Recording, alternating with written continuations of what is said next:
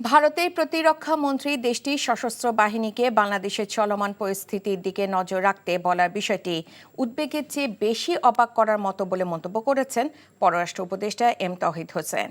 সকালে পররাষ্ট্র মন্ত্রণালয়ে সাংবাদিকদের ব্রিফিংয়ে তিনি একথা বলেন। উপদেষ্টা বলেন, ইসরায়েল, হামাস, ইউক্রেন এবং বাংলাদেশকে নিয়ে যুদ্ধের প্রস্তুতির কোনো কারণ নেই।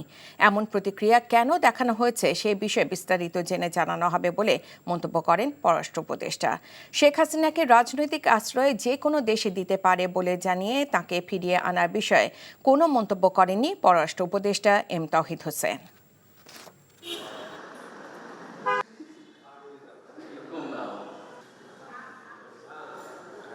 আমি যতটা উদ্বিগ্ন তার থেকে বেশি অবাক যে উনি এ ধরনের কথা কেন বললেন।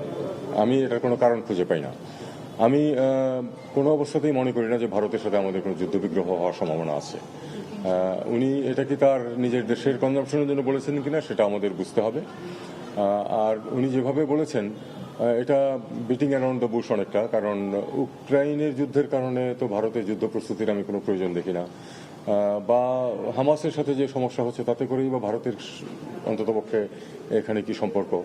আর এর সাথে ইউক্রেন এবং হামাসের সাথে বাংলাদেশ কি করে তুলনীয় হয় এটাও আমার বোধগম্যতার বাইরে। আমি কোনো নিজার্ক রিয়াকশন দেখাতে চাই না। আমরা অবশ্যই এটা দেখবো যে উনি কেন এরকম কথা বলেছেন।